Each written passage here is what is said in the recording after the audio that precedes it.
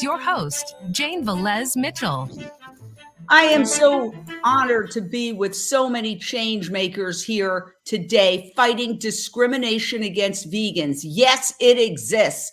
I can tell you I've experienced it myself. Anybody who's plant-based can tell you they've had that experience of being treated differently or less than because of our compassionate stance. It's often described just as a mere food preference, but it is actually a creed, a belief system akin to a religion. And that's what people are going to court to prove. I want to go straight out to Jerry Friedman, who is a well-known attorney in California. Tell us what the essential argument is, Jerry. Those who would say, it's just a food preference. Well, so many vegans, veganism operates as our creed, as you said. It operates exactly how we should regard ourselves with other animals and even other people, but particularly other animals, to say that we should not hurt them. It is a nonviolent philosophy that says we can all coexist on this planet together.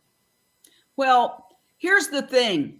People are now having to go to court. We're leaving the names of the institutions that are being sued or the companies that are being sued, but check this one out. It's really, really fascinating. And the way the New York Post describes it, even the headline really minimizes and almost tries to make a comical issue out of this. Firefighter says human rights were violated over lack of vegan food at Blaze. And you can see just in the way they write that headline, how they're kind of making fun of it. No, it wasn't that a firefighter wanted to have, catered food, vegan food at a Blaze. It was far more serious than that. It was somebody who was fighting to save lives and putting their own life at risk. And day after day, according to the allegations, he wasn't given food, sustenance, and essentially, according to the allegations, was told, and this was happening in Canada, go fight the fire on 0 calories day after day. Don't be a pain in the tuchus. So, Dr. Rowley, tell us why it's such a serious issue and why demeaning it and dismissing it and making fun of it is sort of compounding the hurt. Yes, it's a very serious issue. And the reason for this is down to the human right to freedom of thought, conscience, and religion. And that's a long title. It's commonly reduced to freedom of belief or freedom of conscience. And freedom of conscience is one of our most important human rights. And the Human Rights Committee have already stated that the right to freedom of conscience is far-reaching and profound. It includes new beliefs, emerging beliefs, and certainly it includes beliefs with a dietary element. So given the fact that it's one of our most important human rights and states have got a duty to make sure we have access to our rights, then anybody who works for a state body shouldn't be denied food that aligns with their ethical convictions. So we have with us today from France, a woman who wanted to go to culinary school and wanted to become a chef. And we're leaving the school out of it, but she says she was discriminated against because she just didn't want to participate in killing animals while she was being trained to be a chef. Correct me if I'm wrong, Astrid. We're so delighted to have Astrid Prevost, a plaintiff alleging discrimination here from France. Tell us your story. What happened? Thank you very much, Jane. Well, first of all, it's not exactly a chef school. It's to become a dietitian. But in this program, for the official French degree, there is a cooking class. And for this cooking class, I asked for a special thing, for a special arrangement. I asked to cook without animal products, and I was ready to make the same recipes as everybody else. But just I said, give me vegan ingredients. I can do whatever you want, but vegan. And first thing, it was accepted, and then I was denied cooking vegan recipes. So that's why I brought my case to court, especially because it put me in a huge amount of stress, because I'm also a former bulimic, and actually becoming vegan really helped me in my journey to overcome bulimia. So this was absolutely terrible, actually. So my understanding is, correct me if I'm wrong, you offered to do exactly what everybody else was doing using vegan alternatives, because we know at Unchained TV, every single thing that you can make with animal parts, you can make without animal parts. And there's vegan ribs, there's vegan bacon, there's vegan sausage, there's vegan butter, there's vegan milk, obviously. So you had offered to them, Astrid, solutions, workarounds, so that you could still participate. And despite that, they said no? Yes, exactly. They refused me the right to cook with vegan ingredients.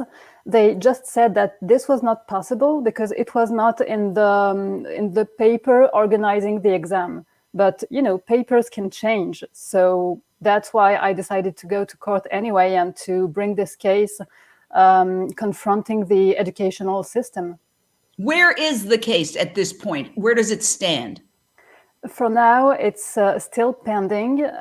It takes a long time. My attorney told me that it could take up to 12 to 14 months, and I brought the case in front of the justice in early August. So I think it's going to take some time still. And what's been the emotional toll for you? Well, honestly, it has been quite difficult. First of all, I really didn't know what to do. Well, at first, I even quitted the degree, the program because of this, because I saw no solution. Finally, I decided to go back and tackle this degree because it's so important for my career if I want to work in collective catering, for example, and change things really from the inside. But the first year, it was tremendously stressing me out. So I went back for some time into bulimia. And then last year, I just couldn't study this topic because it was so stressing to see just the names of animal ingredients and knowing that it would be so difficult for me on the day of the exam. I just knew that I wouldn't cook with animal products, but I didn't know what to do. So yeah, that's what happened.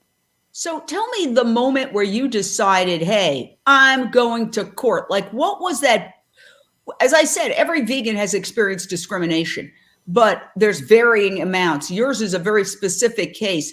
What was that moment? What happened when you said, enough, this is morally wrong. I'm going to stop apologizing for being on the right side of history, and I'm going to sue?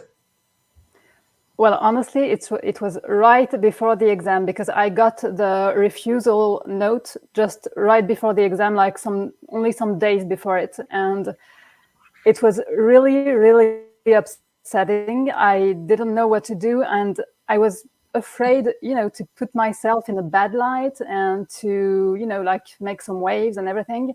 But at one point I thought, okay, this is why I wanted to take this degree. I wanted to take this exam.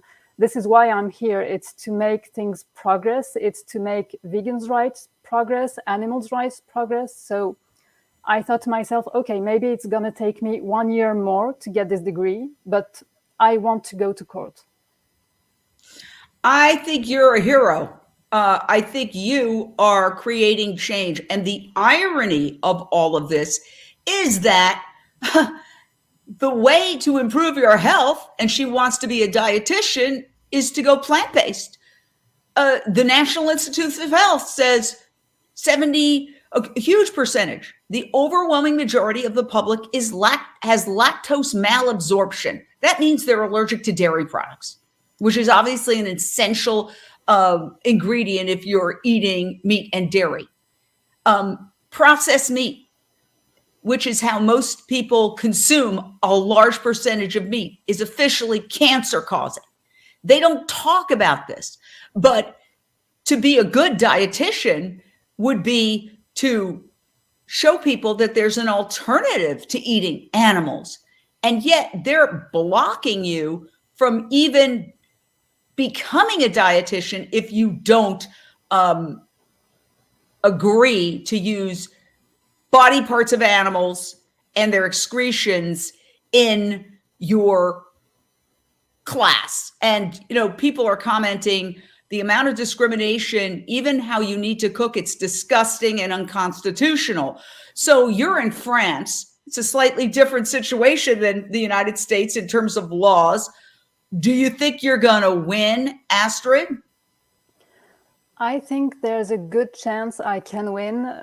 We reviewed what my lawyer brought to the justice system, and actually, I think he worked really well. Well, first of all, I gave him all the elements, and then he brought it in a very nice way, in a perfect legal way. And also, the only argument on the other side is saying that it is not written in this paper organizing the exams that it could be adapted, but that's not, I mean, that's not even a thing.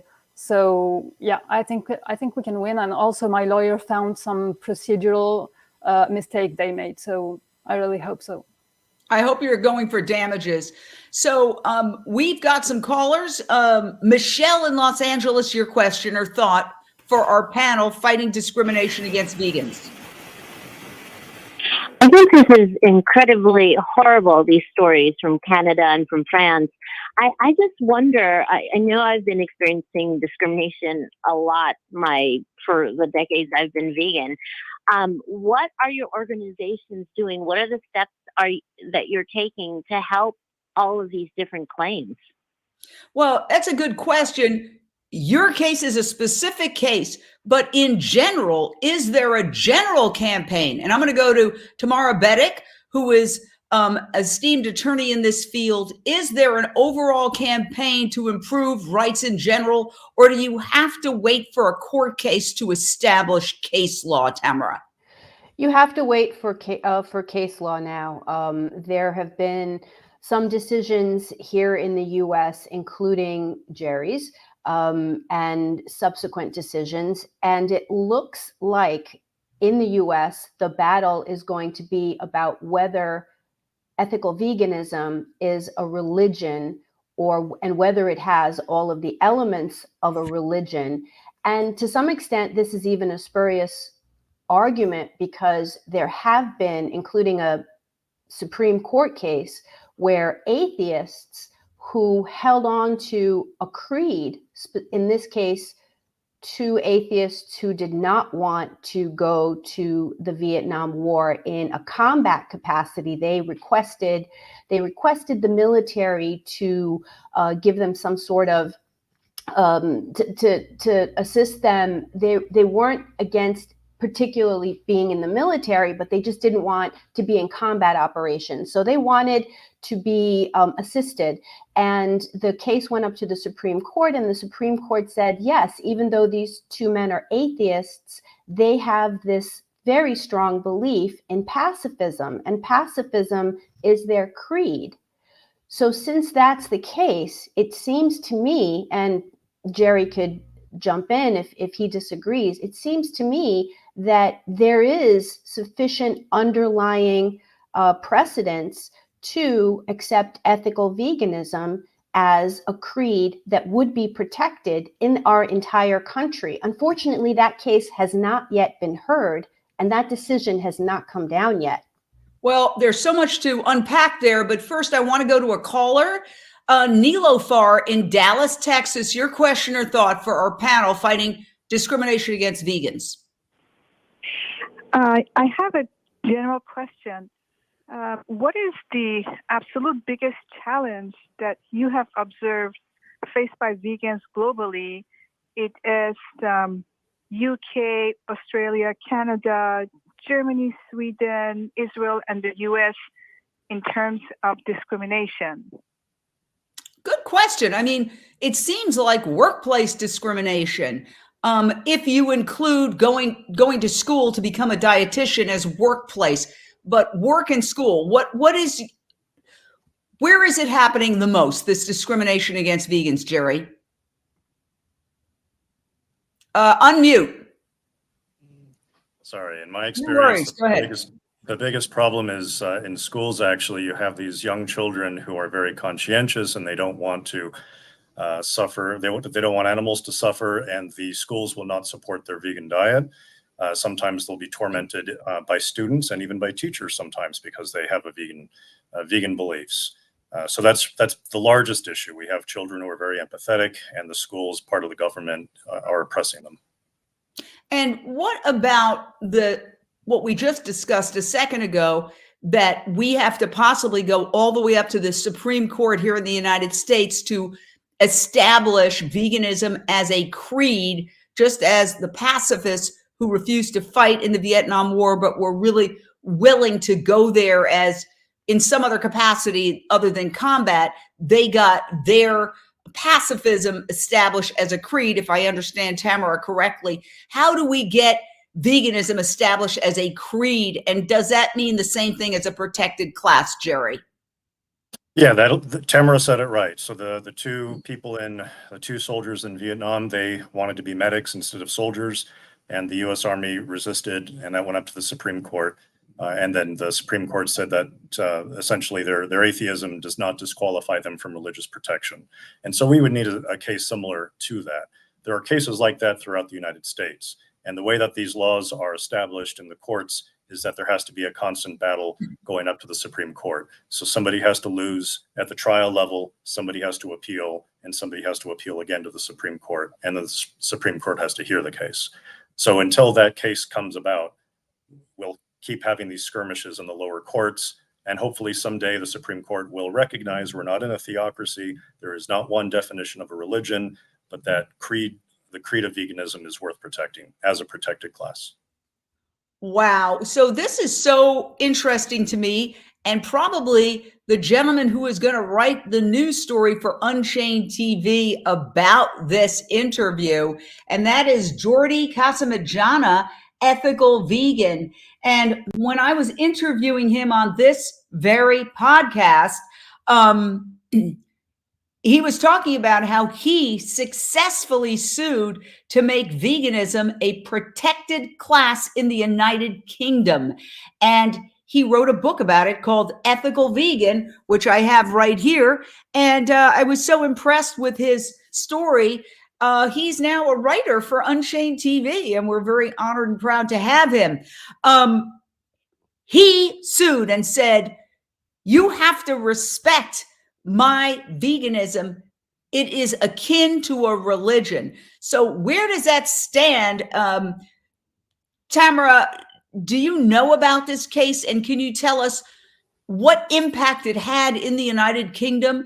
Because according to Jordi, he said, it wasn't just a victory for him. All of a sudden, human resources departments at big corporations all around the United Kingdom were like, well, we're having a corporate-wide event. We've got to provide vegan options because there's going to be vegans there.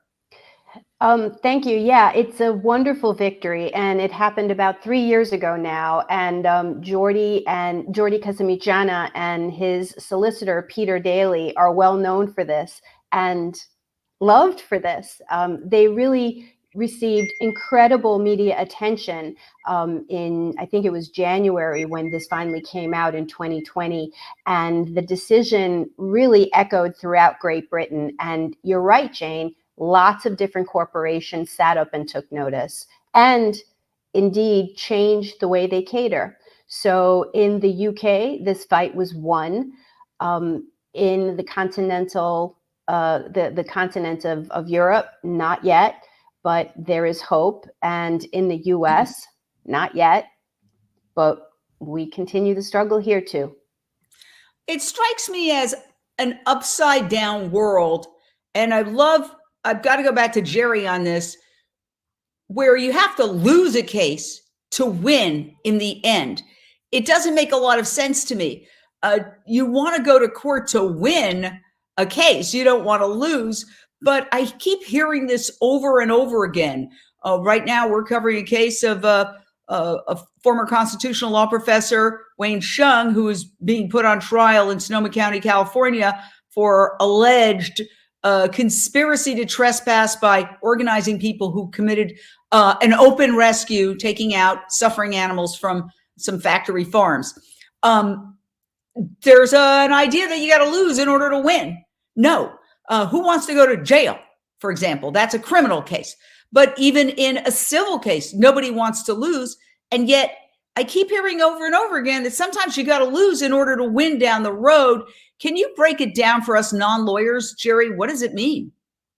Yeah, so what you say is kind of the conventional wisdom, but it's not entirely correct. So a vegan could win their case at trial, and the government can be upset about that and appeal it, and they could lose again on the appeal. And then there's a second appeal, so the government can appeal a second time and lose the second appeal. So the government could, in essence, make that case law for us, and so we don't have to lose at all. But the government will tend not to do that because exactly for that reason, they don't want that precedent. And so they're not going to appeal and appeal again and risk having that law there. And so if it happens the other way, if I brought a case and if I lost at trial and then I appealed and I lost again and I appealed again, then I'm the one who controls getting that case on the books, but I have to lose in order to win at the end. Say that again. It's hard to absorb the first time around. So either side, whoever loses can appeal. And so the government, if I'm suing the government can lose and lose again and lose again, and then we get that case law that we want. So I don't have to lose at all. But the government is not going to risk making a case law like that. And it's that case law that we vegans want to protect us. And so if the argument was switched, if I'm losing and I lose again and I lose again, and I get that final decision in my favor, that's what you described, that you have to lose to win. I have to lose and lose and lose in order to win at the very end and get that case law that we want to protect us. But what if you win the first time around? What if, for example, Astrid, I know we're talking about different countries and different laws, but sure. In the United States, let's say Astrid was in the United States and the same thing was happening, and let's say she won. Would that mean that's not any case law? That's just she won, period. If she wins, it is going to be case law just for that local district. So for example, I'll use very generally, if she won in Orange County or if she won in Los Angeles, her case would be precedent just for the Orange County and Los Angeles area.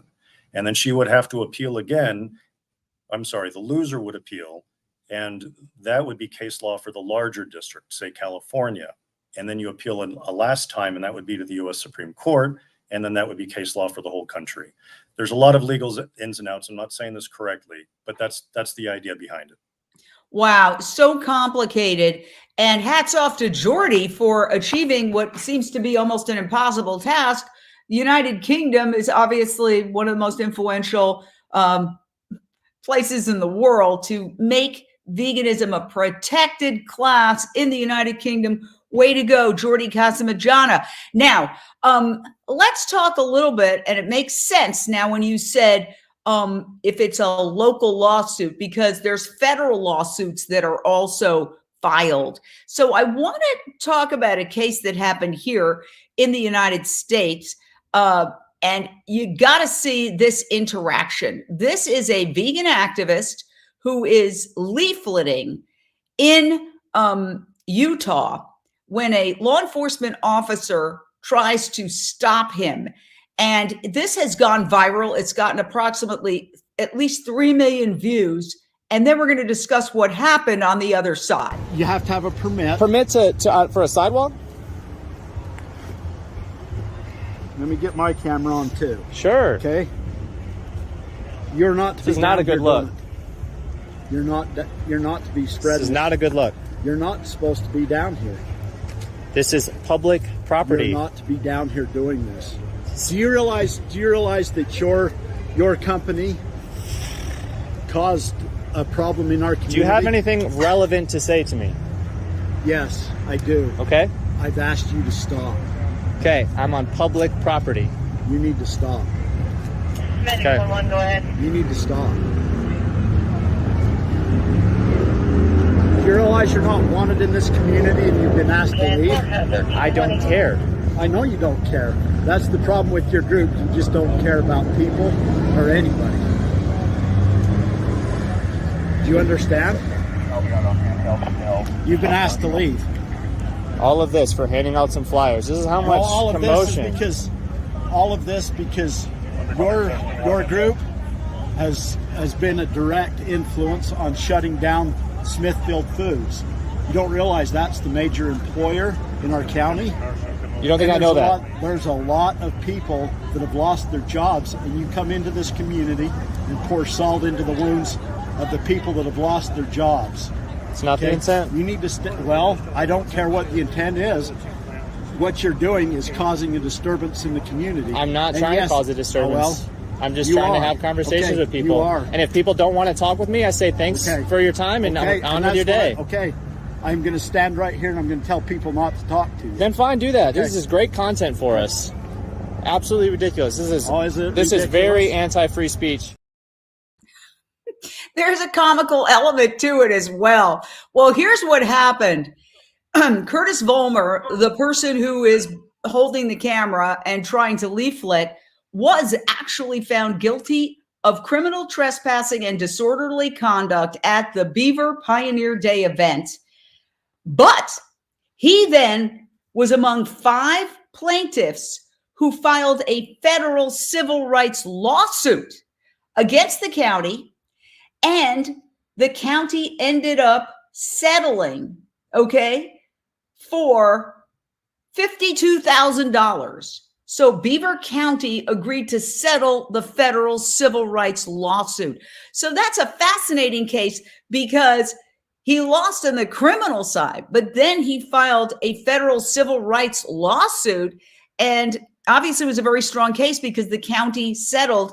And we understand that that video has also been shown to other law enforcement communities and agencies, like, don't do this. So I find it really, really interesting how you have federal criminal cases and civil lawsuits. And you, Jerry, explained why he did the federal civil lawsuit. And I got to go back to you on that because it was what you were saying. You don't want just a victory in a local community in a small town in the middle of, America. Yeah, what that officer did was crazy outrageous. I sue police all the time. That is among the most egregious conduct I've ever seen. So what happened here is that he apparently lost the criminal lawsuit. By losing the criminal lawsuit, he had that conviction.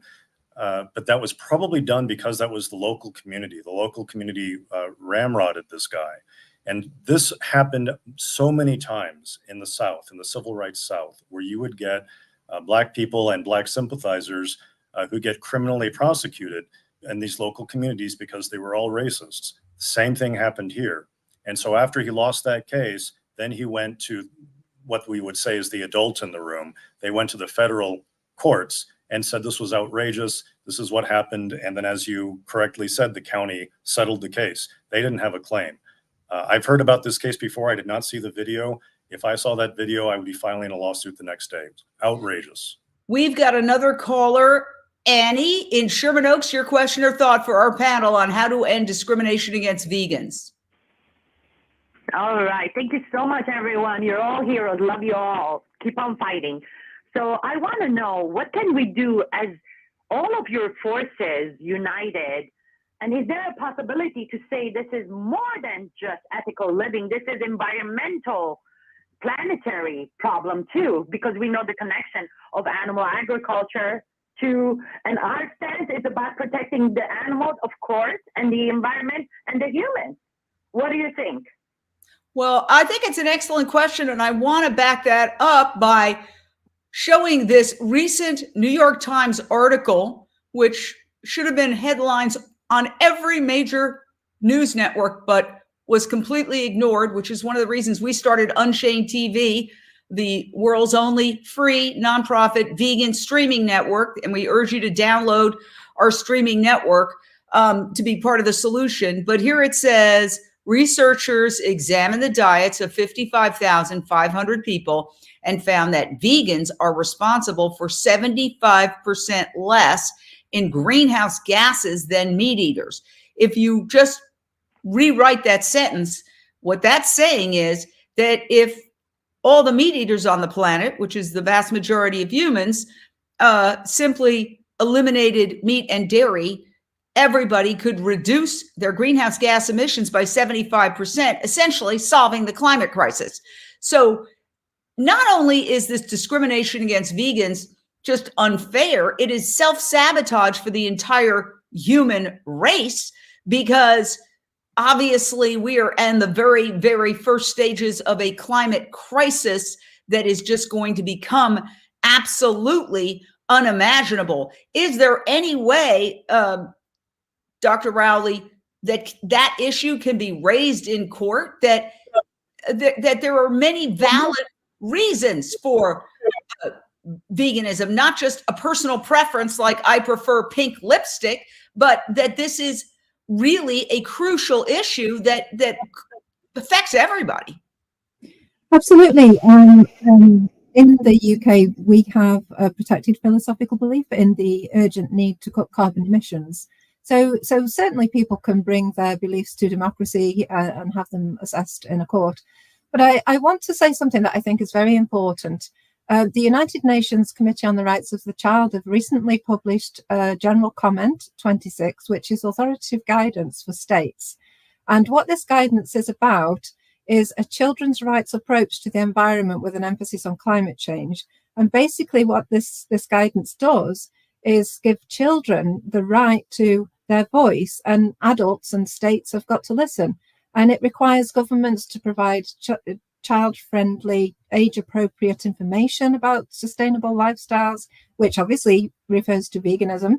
And, you know, to teach children about the environment with a particular focus on the environment and the climate emergency, and listen to children's views and actually act upon what they want. So this is another important thing that we can, you know, get going in every society.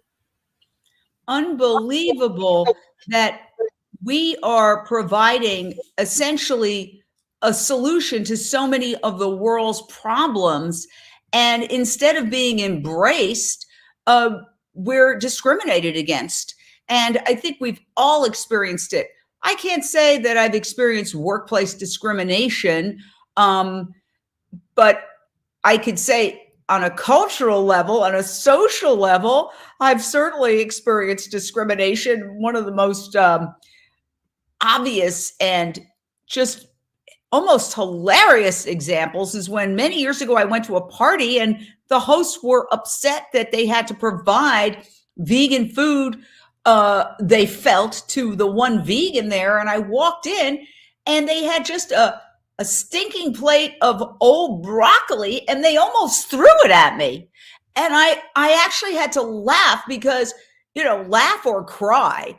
I just couldn't believe that was their reaction. And then I turned around and I saw all these dead animals on the plates, on just a spread of carcasses.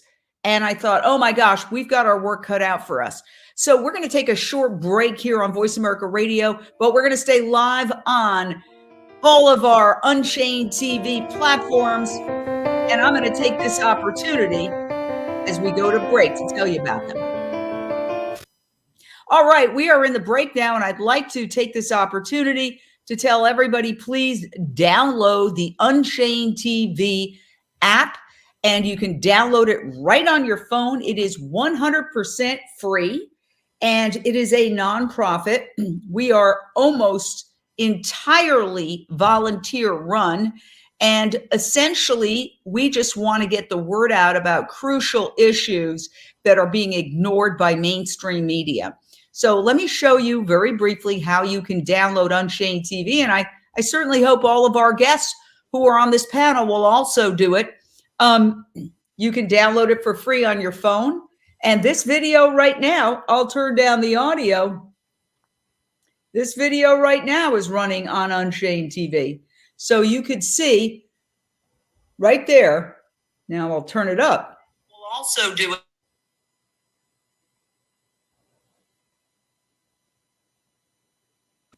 So you could see that you can also text this to anybody. So I can, while this is live, text this to somebody. Maybe a boss who in my past didn't consider my vegan alternatives as serious. But it's a very powerful network. So you could see it's on all Samsung TVs. The TV behind me is a Samsung TV. It is on that TV right now. And it has also many hundreds and hundreds of vegan themed content, cooking shows, travel shows, talk shows, and breaking news events that we cover as well. You can download Unchained TV on any Samsung TV. Just go to the App Store and put it in, and it's right up there. It'll be right up there with Netflix and all the others. And if you have an Apple TV device or a Roku device or an Amazon Fire Stick, you can just use those devices to put it on any TV.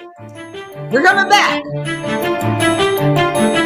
You are listening to Unchained TV. To reach the show today, call in to 1-866-472-5788. That's 1-866-472-5788. You may also send an email in to jane@unchainedtv.com. Now, back to the show. We are talking about how to end discrimination against vegans, and it's becoming more and more clear that a really good way is to go to court. And I would say our star of the day is Astrid, who is coming to us from France, I believe Paris. And Astrid is suing right now because she is trying to become a dietitian, and the school, which shall remain nameless, but it's in France, has said, no, if you don't work with dead animals, their body parts and their excretions, you cannot become a dietitian. What has been the reaction of your colleagues, those who are also attending, your friends and your family to your courageous decision to sue, Astrid? Well, actually, I just like to correct, it's not just the school, it's the whole education system in France. It's not the school that decided that I didn't have the right to cook with vegan ingredients. It's the education system. So it's them I'm suing, actually. And the reactions, well, there was a lot of different reactions. Most of my vegan friends totally supported me, and they are still very supportive. There are, like, not a lot, but there are some dietitians and aspiring dietitians who are vegetarians or vegans, but usually they don't do this. They just, they do what they are told to do on the day of the exam and think to themselves, okay, I become a dietitian and then I can do whatever I want. But usually they don't say anything, and I just couldn't do this. But well, they are very supportive of me, actually.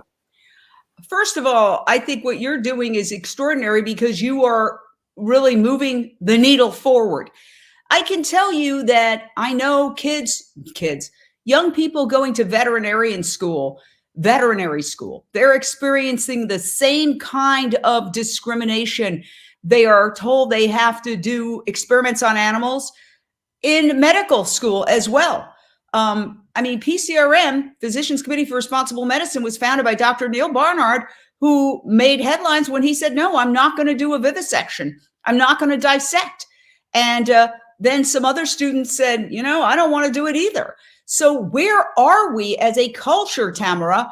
I mean, you are a employment rights expert. Where are we when it comes to a cultural change where all these institutions realize this is barbaric and it's medieval? Well, in some places we're further forward, and in other places we've got a long way to go. And unfortunately, you know, given the topic for today, this discrimination is, as you've said, Jane, very widespread, and it takes so many different guises.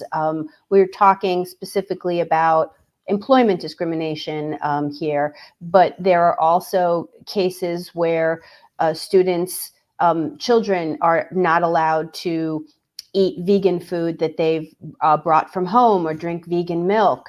There are cases where a non-vegan parent is saying that they should get the child because the vegan parent is somehow endangering the child's health. There are all, whether it's in family law or in an academic setting, and as you've seen as well and showed, with Curtis in the First Amendment setting, there's a lot of discrimination, and it can take many forms. It's something that a tremendous amount of people are fighting against. Well, and we need more. we need more. And then there's discrimination in the courtroom. And I want to go to what's happening in the Sonoma County trial of Wayne Shung right now, because it's truly raising eyebrows. He is charged with trespass and conspiracy to trespass in a trial ongoing right now in Sonoma County. And he is the co-founder of Direct Action Everywhere and considered the basically founder of and the leader of the open rescue movement, which is based on the legal notion that just like you would be hailed a hero for breaking a car window to get a dog or a child or an older person or whoever was suffering inside that car, that they have the legal right to go in and rescue suffering animals from animal factories. And so the prosecution has been overheard allegedly saying, we want to cut the head off the snake of this movement by prosecuting this guy. Now, the judge has actually barred him from talking to the media, a gag order. He is representing himself because he's a former constitutional law professor. So he can't speak either as a witness or as his attorney or as the defendant. Then the judge, the same judge, grabbed a sketch out of this sketch artist's hand and then said, apply officially. And when she did, the judge said she is not permitted to sketch prosecutors, witnesses, the judge, the court staff, the jurors, the bailiffs, or the observers in the gallery. Now, since Wayne's representing himself, that would include, he would probably take the stand in his own defense, quite possibly. So she can't sketch anybody. By the way, this is the judge who's making these decisions. She is a former prosecutor herself. So undoubtedly, she's, it's very possible, worked with the very people who are prosecuting Wayne when she was a prosecutor. So, I mean, to me, and we're covering this case here at Unchained TV on a regular basis, to me, that is, it appears to me that is discrimination in the courtroom. What say you, Jerry Friedman, as a California attorney? Well, it is discrimination in the courtroom. Unfortunately, judges have a lot of control in their courtroom. They have a lot of control. They can't do everything, but they can do a lot of things. They can enforce dress codes, for example, until it gets to the point of discrimination. So I think what this judge has done is wrong. I don't know what the courts, any courts that hear the case would agree with that or not. I mean, Mr. Chung is being treated like he's involved in the mafia, which obviously he's not. It's ridiculous. It is discrimination, plain and simple. So I think what we're establishing here is that there's discrimination in the workplace. There's discrimination in schools. There's discrimination in the courtroom. There's discrimination in, all aspects of society. There was a recent case, I don't know if you heard about it, where a restaurateur said, no more vegans in my restaurant.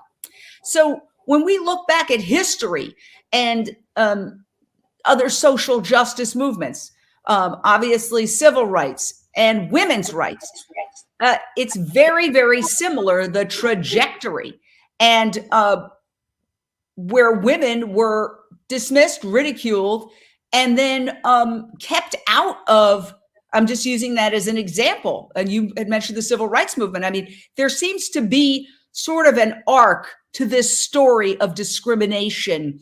And it could be summed up, Tamara. First, they ignore you, then they ridicule you, then they get angry at you, and then they join you. Where are we on this arc? They're ridiculing and fighting back. I mean, I wanted to mention, when you went down the litany of all the different places where there's discrimination, there's also discrimination against vegans in hospitals, where vegans are not getting in a hospital are not getting vegan food. And there's an infamous case, I would say, that's going now through the European Court of Human Rights, where a young activist was imprisoned for over 11 months and did not get vegan food while in detention. So yeah, places like hospitals, places like prison, there's discrimination there as well. You mentioned the firefighter in Canada. One of the things that we should all be cognizant of is when armies of firefighters are close to a forest fire, they're not going home to eat what they want. They are sequestered, they're in a camp, and they are entirely dependent on what they are being fed. They don't have the option to provide for themselves. And in the case of this particular gentleman, he did manage to go and get fruit and vegetables. He did manage to get tofu. He delivered those to the people in charge of the kitchen, and all of the food that he managed to get during the 6 hours or 8 hours that he wasn't actively fighting a blaze, that food disappeared. On one occasion, he was given a single black bean for protein, a single black bean. It was a joke. They thought it was funny. They ridiculed him. The gentleman in Geneva, Switzerland, who is taking his case to the European Court of Human Rights, he was also ridiculed while in detention for those 11 months because there was nothing that he could eat besides bread. So I think we're in the early chapters of this fight. Well, but the problem is that, we're running out of time. We're barreling toward a climate apocalypse, and we really need people to understand that what we are suggesting isn't a form of annoyance toward them. It's really trying to help them and everybody else, because food is not a personal choice. I mean, of course it's a personal choice. Everything's a personal choice. Whether I walk my dogs in the morning or brush my teeth is a personal choice, but it's more than that because it's impacting so many things. I mean, you could make a very serious argument that a plant-based diet is a solution to the climate crisis, to habitat destruction, wildlife extinction, human world hunger, and human disease, as well as ocean desertification, drought, water pollution. The list goes on and on and on. Even depression. There was just a new study out showing that fast food is connected to depression. Well, what is fast food? Primarily, it's meat, dairy. It's fat, cheeseburger or shake. It's meat and dairy. So almost all of our societal problems, not to mention being numbed to violence, because for anybody to eat an animal on some level, they are aware that an animal died, even though we don't want to think about that. There was a big story recently where a woman started screaming. She was in a fast food joint and she opened her sandwich and there was a nipple on the deli slice and she screamed. And well, where did she think that deli slice came from? So there is this real desire to try to separate the animals being consumed from the knowledge that they're animals, but everybody knows on some level. And so that also contributes to a sense of dis-ease, emotional dis-ease. So, I mean, it really is so extraordinary that we are trying to help people solve all these pressing problems. And instead of being embraced, we are discriminated against. So I know, Astrid, you had some thoughts about prison. You are filing a suit because of your battle to become a dietitian in France, and how you're basically saying, no, I don't want to work with dead animals, their body parts or their excretions. But you had some thoughts on the prison issue. Yes, totally. Well, actually, it's someone I know who is in this case. It's a friend of a friend, and I also know his lawyer. And this case is actually a game changer. It's really what Jerry said earlier. It's you have to lose to try to win, because he lost his case in front of Switzerland's court. Switzerland said it's not our matter. We can't judge if it was fair or not that he didn't have any vegan food in prison. So him and his lawyer decided to bring this case to the European Court of Human. Oh, we lost her for a second. So we lost Astrid. When we get her back, she's frozen in time. But yeah, I think that, let me ask about the rising number of court cases. Like, I mean, I have actually never sued anybody. When I was a kid, there was a car accident. My parents sued for me, and it was like a, car accident thing. But aside from that, I've never sued anybody. I would like to never sue anybody, but it's taking that step, that leap, Dr. Rowley. That is really what the game changer is, correct? Yes, absolutely. But I think I see things from a different point of view, because the European Court of Human Rights has already protected veganism in 1993. And that case lay dormant until around 2010 and 11, when the campaign for vegan rights got off the ground in England. The Human Rights Committee have already said that the right to freedom of conscience includes a belief, and the European Court have already said that convictions equals belief within the meaning of the human right to freedom of conscience. So we have a little connection with these concepts, and they protected veganism in 1993, which is directly applicable in England, and it should be regarded as the standard across Europe. So we do have a precedent at the European Court of Human Rights anyway. Now, because that case wasn't really talked about at all, it just, it was just gathering dust. Since it's been raised in 2010 and it's been promoted, and the use of Article 9 has been promoted, I've seen a lot of changes. I've seen a lot of policy changes. And the reason the Casamayana case was won was because we have this precedent at the European Court of Human Rights, because our legislation is linked directly to Article 9. Okay, well, it is a complicated subject and it's a lot to absorb. I just wonder, what about, we only have 2 minutes. Let me just go to final thoughts. I want everybody to have their chance to really state what is the most important issue here. Let's start with Tamara and unmute. The most important issue. Wow. Well, thanks for starting with me, Jane. There are so many issues.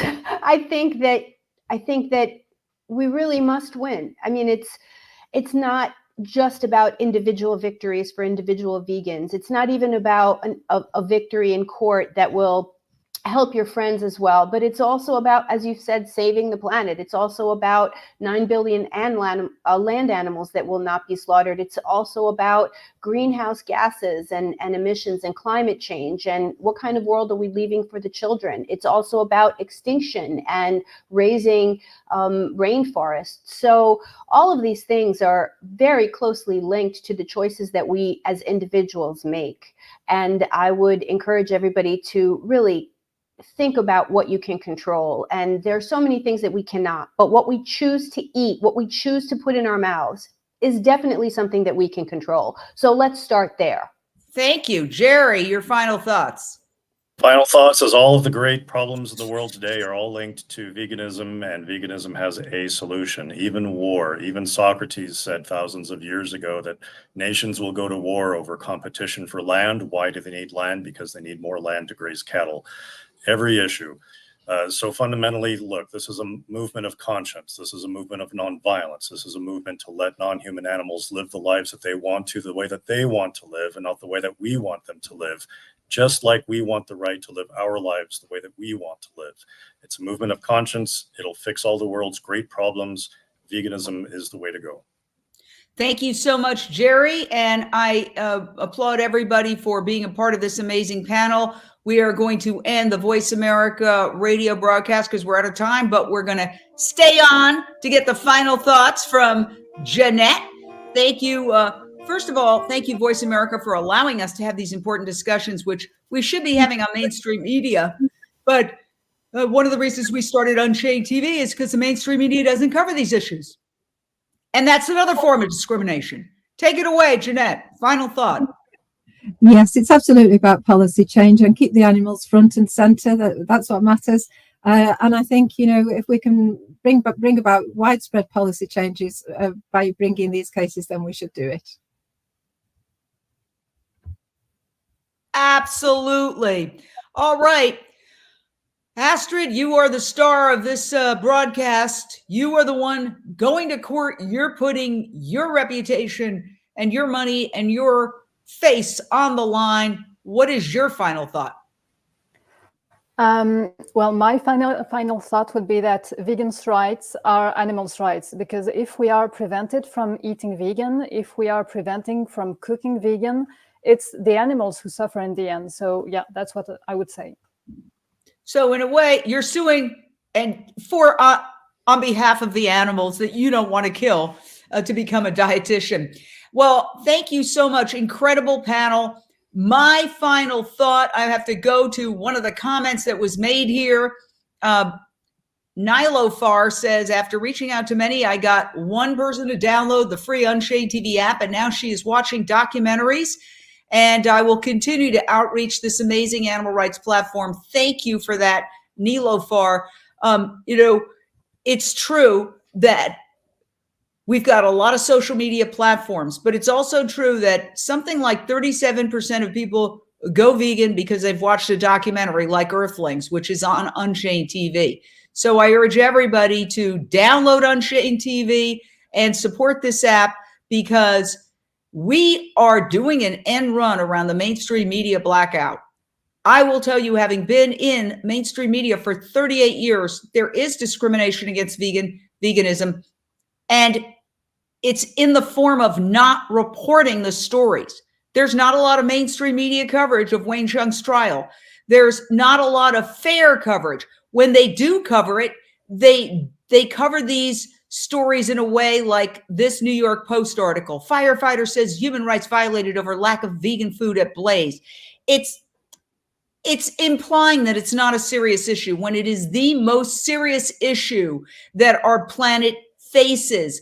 The fact that the New York Times put out this article, which was not a lead story, you had to dig to find it, that you can reduce your emissions footprint by 75% by switching to a plant-based diet, and that nobody covered it. That's discrimination.